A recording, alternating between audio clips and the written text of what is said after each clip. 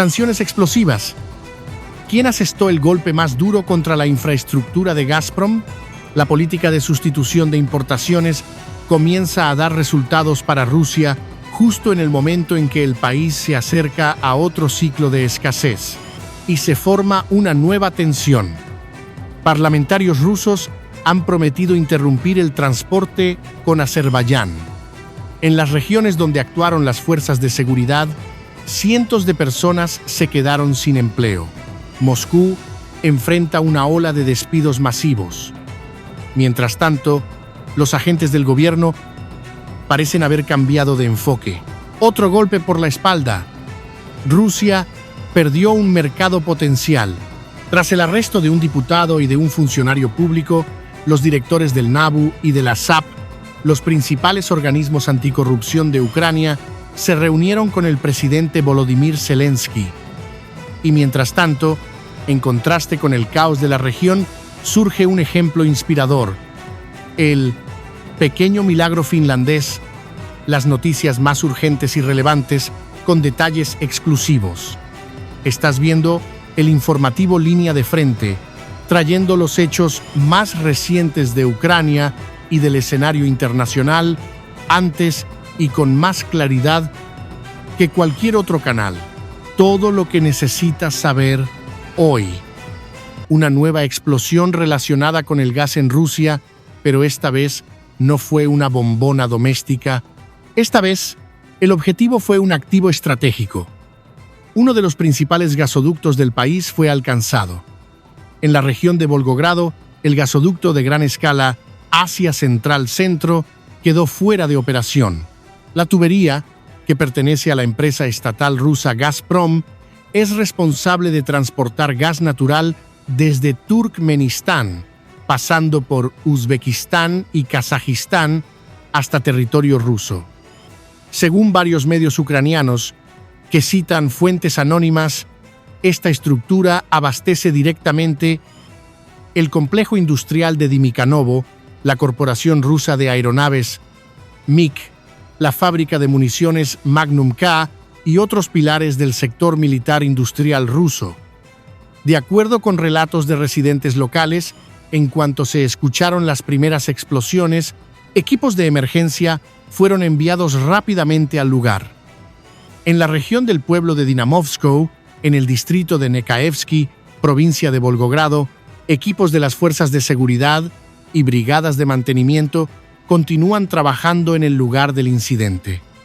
El transporte de gas natural por el gasoducto ha sido interrumpido por tiempo indefinido y los problemas para los rusos están lejos de terminar. Pronto, la amargura será literal, especialmente para los que disfrutan de los dulces. Con la llegada del período de conservas y almacenamiento para el invierno, el país podría enfrentar una crisis en el suministro de azúcar. Y la causa está en un lugar donde pocos esperaban: la remolacha.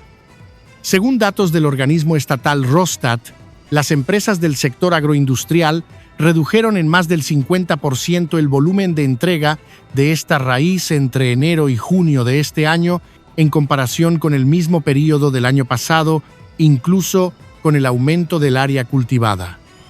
Las mayores caídas se registraron en las regiones de Kursk, Tambov y Lipetsk, donde las entregas se desplomaron más del 80%. Pero el caso más extremo es el de la región de Belgorod, que prácticamente paralizó el envío de remolacha, con una caída cercana al 100%. Los motivos: sequía severa y falta de semillas importadas. La cosecha total de hortalizas en Rusia en 2024 fue inferior a 42 millones de toneladas, una caída del 21% con respecto a 2023. La productividad cayó un 24%. Los especialistas atribuyen el bajo rendimiento a la sustitución de semillas importadas por versiones nacionales que, según estimaciones, producen entre un 20% y un 30% menos. Además, las condiciones climáticas desfavorables, especialmente en el sur del país, agravaron aún más la situación. Con menos remolacha, la producción de azúcar también cayó. Según los datos más recientes de Rosstat, en los primeros 6 meses de 2025 se produjeron apenas 650 y 4.000 toneladas de azúcar blanco sin aditivos. Esto representa una caída del 28% en comparación con el mismo período del año anterior. El Ministerio de Agricultura intentó minimizar el problema y afirmó que, aún así, el volumen debería ser suficiente para cubrir la demanda interna. Pero el mercado parece no compartir el optimismo oficial. El precio de la remolacha se disparó más de un 60% en el primer semestre, según Rosstat. ¿Será que los aliados de Putin están intentando, en el fondo, convencer a los rusos de consumir menos azúcar y llevar una vida más saludable? ¿Qué opinas tú? Déjalo en los comentarios. Mientras tanto, la tensión entre Moscú y Bakú adquiere tintes cada vez más insólitos. Ahora, el conflicto avanza también sobre los nombres geográficos. El detonante, la demolición de una estatua del pintor ruso de origen armenio Iván Aivazovsky en la ciudad de Kankendi, en la región de Karabaj. La agencia estatal rusa TASS publicó la noticia utilizando deliberadamente los nombres de la época soviética Nagorno-Karabaj y Stepanakert en lugar de las nomenclaturas actualmente reconocidas por Azerbaiyán. Un nuevo episodio en una disputa que mezcla diplomacia, cultura y geopolítica y que parece estar lejos de llegar a su fin. El Ministerio de Relaciones Exteriores de Azerbaiyán protestó formalmente y exigió que la agencia rusa TASS corrigiera una de sus publicaciones y se disculpara públicamente. Como respuesta, la agencia estatal azerí Azertaj afirmó que Azerbaiyán podría empezar a usar nombres históricos o de origen túrquico para referirse a ciudades rusas. Entre los ejemplos mencionados, Oremburgo en lugar de Oremburgo y Sar Isu en lugar de Volgogrado. El sitio azerí Minval fue más allá y, en uno de sus reportajes, ya se refirió a la ciudad rusa de Kaliningrado por su nombre alemán original, Königsberg. La tensión aumentó aún más tras una declaración del primer vicepresidente del Comité de la Duma para Asuntos de la Comunidad de Estados Independientes, el notorio ultranacionalista Konstantin Satulin. Este amenazó a Bakú con una posible interrupción del transporte entre los países si Azerbaiyán ha decidido rebautizar ciudades rusas y términos geográficos como forma de represalia. Les deseo buena suerte. Solo que no sé cómo vamos a aceptar aviones o trenes provenientes de allá si los boletos traen los nombres que se les ocurra inventar, lanzó el parlamentario. La presión surtió efecto. Tras las críticas de Bakú, la agencia TASS retrocedió y editó su publicación, sustituyendo los términos Stepanakert y Nagorno-Karabaj por las nomenclaturas oficiales adoptadas por Azerbaiyán. Vale recordar que el conflicto entre Armenia y Azerbaiyán por el control de la región de Karabaj comenzó a finales de los años 80. A inicios de los 90, fuerzas armenias tomaron el control del área que, aunque legalmente formaba parte de Azerbaiyán, estaba habitada mayoritariamente por armenios. En 2020, tras 44 días de guerra, Azerbaiyán recuperó parte del territorio. Y en 2023, en una operación militar que duró apenas un día, retomó el control total de la región. Mientras tanto, en Rusia, los procesos de nacionalización liderados por las fuerzas de seguridad empiezan a mostrar sus primeros impactos prácticos. Solo en el mes de julio, cerca de 200 empleados renunciaron al aeropuerto de Domodedovo, recientemente expropiado al antiguo propietario, según información del canal Ostorojno Novosti, de acuerdo con un trabajador del terminal aéreo. En una reunión celebrada el 14 de julio, parte del personal fue informado de que, a partir de junio, solo el 20% del salario base se mantendría. El resto pasaría a depender de un fondo de bonificación. Quien no estuviera satisfecho tendría dos opciones: ser trasladado a otro sector de la empresa o presentar su renuncia. Según otros testimonios internos, algunos trabajadores ya han recibido salarios reducidos correspondientes a junio y julio. La administración de Domodedovo alegó que las bajas representan solo una pequeña fracción del total de empleados y aseguró que ninguno fue despedido a la fuerza ni obligado a cambiar de puesto. La nacionalización del aeropuerto fue decretada en junio tras una acción judicial presentada por la Fiscalía General de Rusia. Según dicho organismo, los antiguos dueños estarían alineados con políticas agresivas de países occidentales, especialmente de Estados Unidos. De acuerdo con una investigación del medio independiente Novaya Gazeta Europa, desde el inicio de la guerra a gran escala, más de 411 empresas han sido nacionalizadas en Rusia, con activos que suman más de 2,5 billones de rublos.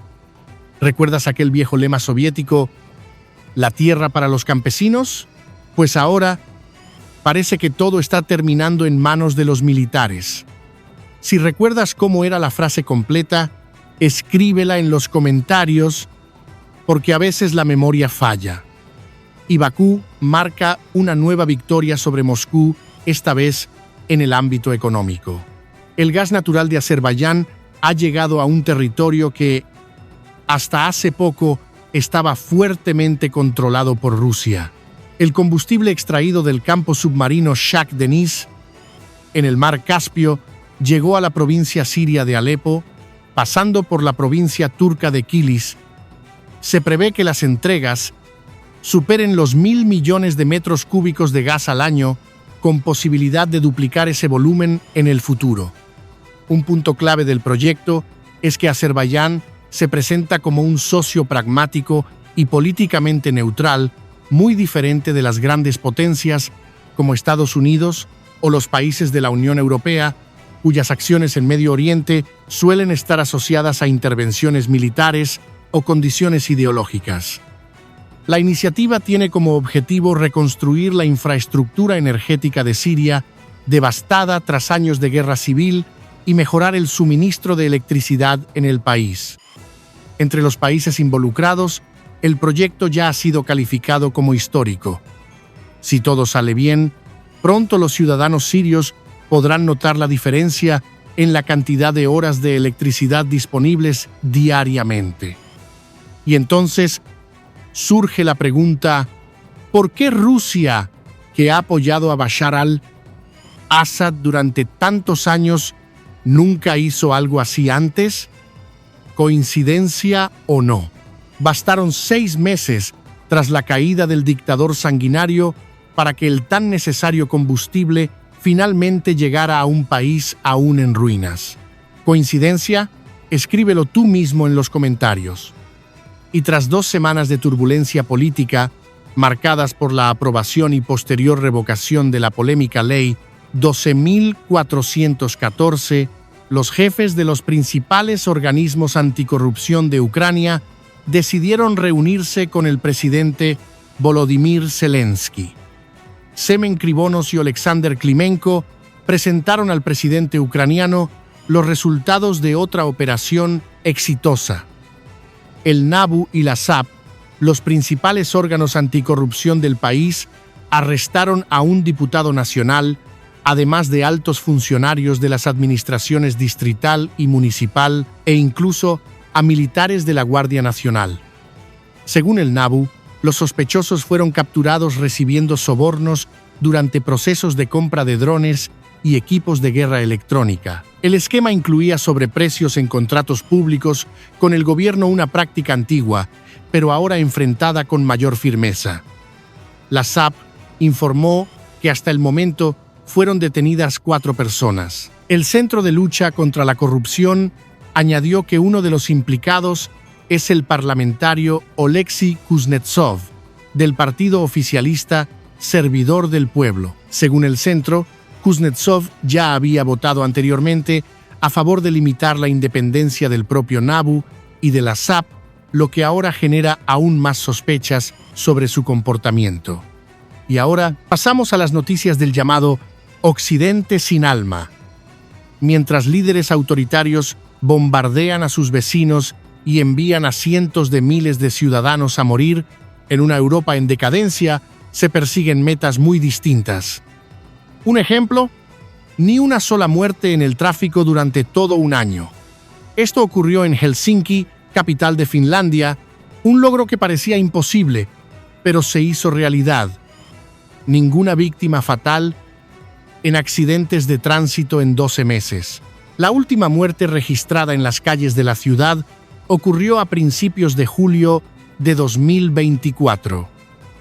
El secreto: reducción de velocidad y prioridad absoluta a la vida. En gran parte de los barrios residenciales, el límite de velocidad fue reducido a 30 km/h. Además, el gobierno local invirtió fuertemente en infraestructura para peatones y ciclistas, amplió el número de cámaras de vigilancia e implementó sistemas automatizados de control de tráfico. Y aquí queda la pregunta: ¿no sería este un modelo a seguir? Déjanos tu opinión en los comentarios. ¿Qué te parece esta política adoptada por Finlandia? Gracias por haber llegado hasta aquí y gracias también por tu confianza. Si puedes, deja tu comentario, tu me gusta y comparte este video. Eso nos ayuda a crecer y llevar la información a más personas. Por hoy es todo. Hasta la próxima y que vengan buenas noticias.